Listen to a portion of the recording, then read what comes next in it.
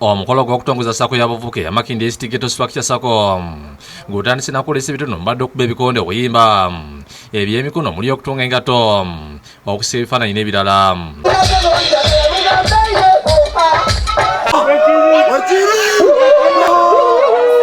Ssente w'abavubuka ba ghetto Kalyango Shafiki yasooka okugenda ne yeebaza President Museveni ne Brigadier Christopher Damulira abayambye okutereeza obulamu bwabwe n'okuva mu bumenyi bw'amateeka. Bakatembeera mu ghetto tusuubira erima lidadisana nsuubira lwe bansindika wano warakaida nti enkoleyo omulimu nsuubira taata nkoze. Abavubuka balala nabo bazze bawa obujulizi ku ngeri gye bakyuseemu n'okubeeyamu obutaddirira ddala mu bumenyi bw'amateeka. Kwebaza Komanda Lukayi okututereza ffenna. Twala omukisa guno okwebaza Komanda waffe 001 webale butaleka abakyala amabega. Meja Emma Kuteesa okuva mu State House RPC Charles Nsaba n'abakulembeze abala basibidde abavubuka entanda ne yeebaza Brigadier Damulira olw'omulimu omulungi gwakoze mu bavubuka abali ekizibu mu kitundu.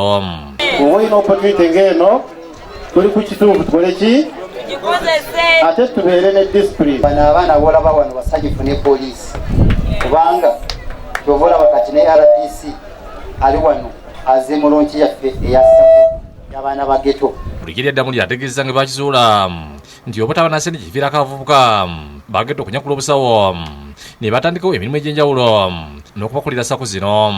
Pulogulaamu esinga obunene gye bayita eya parish development model yonna eyimiridde ku sako.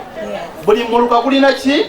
Gulina sako. Kanaffe tuyingidde mu kisinde ekyo okulaba nti naffe ng'abageto tukola ki? Hajati Misikabanda minisita wa Kampala asabye abavubuka okuwalaba n'ebyabufuzi abakozesa mu bikola ebikyamu.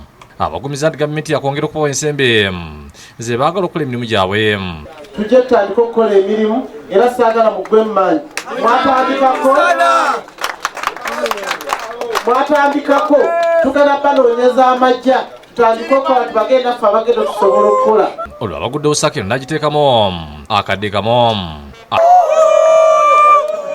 Ate abasobe ekinnansi okutulirwa nga bakuŋŋaanidde ku ofiisi zaabwe eza Golden Traditional Healers and Abalisa Association Makindye mu nsengano eteebiddwa Amalasi Makindye.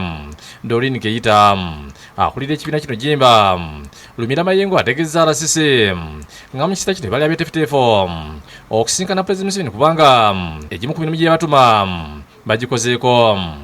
Tulwagala walala wonna tulwagala Makindye kubanga maama gwe RDC atukwatiridde mu Makindye n'eggwanga lyonna.